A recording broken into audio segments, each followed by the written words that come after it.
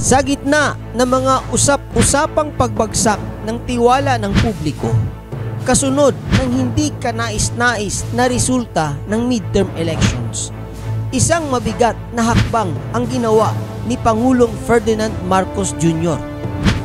Ang paghingi ng courtesy resignations mula sa mga miyembro ng kanyang gabinete. Ang naturang hakbang ay bahagi ng tinatawag na cabinet reshuffle. Isang proseso kung saan nire-reorganisa ang mga itinalagang opisyal ng gobyerno upang umano'y mapabuti ang operasyon at serbisyo ng mga ahensya. Ngunit, ang tanong ng marami, reshuffle ba ito para sa tunay na reforma o isa lamang itong political maneuver upang mapanatili ang imahe ng administrasyon? Ang ganitong uri ng reorganisasyon ay hindi na bago sa kasaysayan ng pamahalaan. Minsan, ito ay epektibong paraan upang alisin ang mga hindi tumutupad sa kanilang tungkulin. Ngunit, sa maraming pagkakataon, ito rin ay ginagamit upang mailigtas ang political capital ng liderato. Isang paraan ng pag-aalis ng pressure mula sa publiko nang hindi aktwal na sinusolusyonan ang ugat ng problema.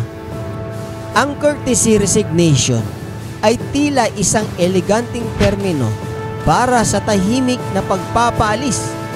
Maayos ang pagkakabalot, ngunit hindi nito tinatanggal ang katotohanang may malalim na problema sa pamamalakad na kailangang harapin, hindi lang takpan. Habang ang ilang miyembro ng gabinete ay maaaring hindi naging epektibo sa kanilang tungkulin, nararapat ding tanungin, sino ba ang nagtalaga sa kanila? Kung ang mga itinalaga ay hindi tumupad sa inaasahan, bahagi ng pananagutan ay naroon din sa taong pumili sa kanila. Ang cabinet reshuffle ay hindi dapat maging simpleng palitan ng mga pangalan. Dapat itong maging pagkakataon upang ripasuhin ang pamantayan sa pagpili ng mga opisyal. Itaguyod ang merit-based appointments at tiyakin na ang serbisyo publiko ay hindi pinangungunahan ng koneksyon, kundi ng kakayahan at integridad. Kung ang layunin ng reorganisasyon ay mapabuti ang pamahalaan, ito ay dapat samahan ng transparent na komunikasyon sa publiko. Ano ang basihan ng paghingi ng resignation? Ano ang mga batayang gagamitin sa pagpili ng kapalit?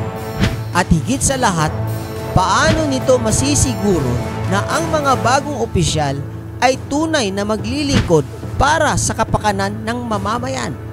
Ang pagbabago sa pamahalaan ay hindi matatapos sa pagpapalit ng mga pangalan sa kabinete. Ito ay kailangang sabayan ng sistematikong pagwawasto sa loob ng mga institusyon. Pagharap sa korupsyon, pagpapaigting ng performance evaluation, at pagbibigay ng puwang sa mga tunay na eksperto sa kanilang larangan. Sa huli, ang tanong ay nananatili, ang cabinet reshuffle bang ito ay hakbang patungo sa tunay na pagbabago o isa lamang itong panandaliang estratehiya upang mapanatili ang anyo ng pagkilos?